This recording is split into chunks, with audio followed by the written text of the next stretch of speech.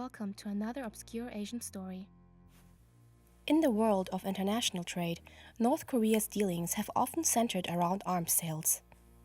One surprising cornerstone of North Korea's recovering economy: hair products, particularly wigs, fake facial hair, and false eyelashes. Over the past 8 months, these items have topped the country's export list. It's astonishing, but those fancy wigs and false eyelashes you see in Western stores might have originated from North Korean labor camps. This booming hair trade has provided North Korea with crucial revenue, even amidst international sanctions. In 2023 alone, North Korea exported 1,680 tons of hair products to China, worth around $167 million. This growth is driven by both political prisoners in labor-intensive tasks and urban entrepreneurs seeking high-earning opportunities. Hair products are usually made with hair imported from China, assembled cheaply in North Korea, and then returned to Chinese businesses to be sold worldwide. However, these products are often labeled as made in China, not North Korea, misleading buyers. Many wigs and false eyelashes labeled made in China sold in American stores may actually come from North Korea, potentially violating US sanctions. In April 2023 alone, China imported around 30 tons of North Korean-made wigs and false eyelashes worth over $22.7 million. Nearly half of these imports came from Henan province, known for being a global hub for wig manufacturing and distribution. Chinese firms have been known to subcontract with North Korean companies and mislabel the goods as made in China.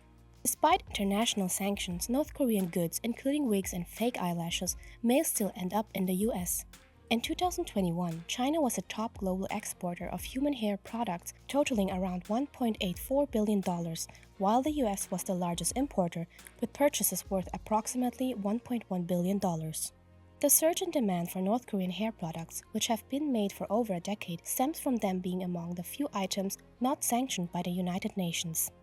According to Professor Mimura Mitsuhiro, North Korea shifted from exporting clothes to hair products to maintain foreign currency income and employment rates after UN sanctions banned the export of textiles. While light industries such as those producing beauty products are not subject to UN sanctions, they help North Korea mitigate the impact of punitive measures and earn crucial foreign currency.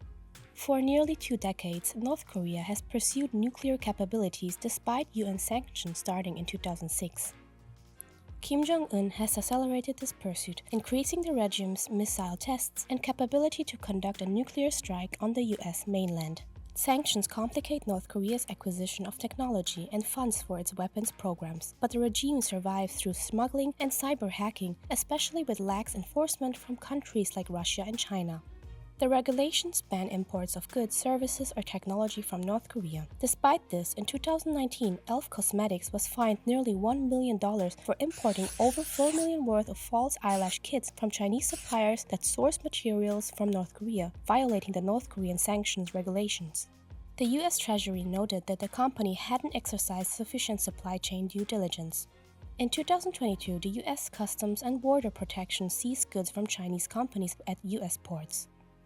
Although UN Security Council sanctions on North Korea don't explicitly ban wigs and false lashes, China and North Korea could still be violating these sanctions if the profits fund prohibited activities like VMD proliferations. North Korea has also exploited its labor force. The regime operates over 50 restaurants in Chinese cities, staffed by North Korean workers, violating a 2017 UN resolution requiring member states to send North Korean workers home by 2019. North Korea's labor force is a valuable economic asset. State-owned enterprises produce labor-intensive products like knit goods, shoes, beadwork, watch components, and wigs at low costs. Trade officials offer these goods to Chinese businesses at a fraction of the cost of Chinese labor. Wig manufacturing has expanded since North Korean enterprises entered the market in 2010. For wig making, North Korean companies import raw materials from China and workers weave them into wigs. Trade officials inspect the wigs before sending them to Chinese companies for further processing or distribution. Workers in North Korea's wig and eyelash factories are predominantly young and female. Many are assigned to factories, while others join due to their relative profitability. A basic wig at a stage is valued around 25 to 50 RMB. The work requires high attention to detail, dexterity, and sharp eyesight, attracting students as young as 9 to supplement their family's income. An estimated 20 to 30% of contract manufacturing products are made by political prisoners in labor camps. Prisoners aren't paid at all. The Ministry of Social Security and the Ministry of State Security use prison labor to produce export goods at minimal costs. Labor in the camps is divided by age, gender, and sentence, with wig making designated as female labor, generally for women in their 20s and 30s.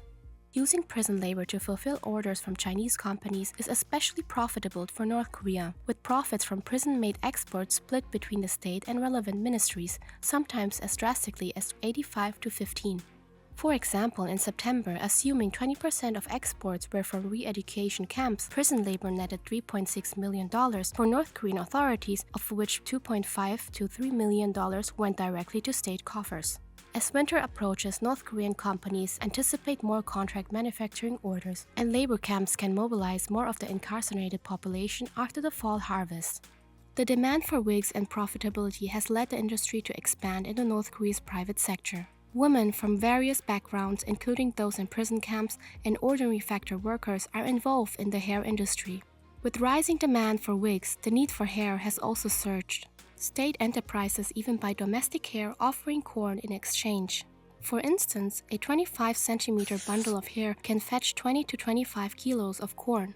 Women grow out their hair to sell, sometimes avoiding fashion police to keep their hair long enough. Selling hair provides a temporary means of income, while wig making requires more skill.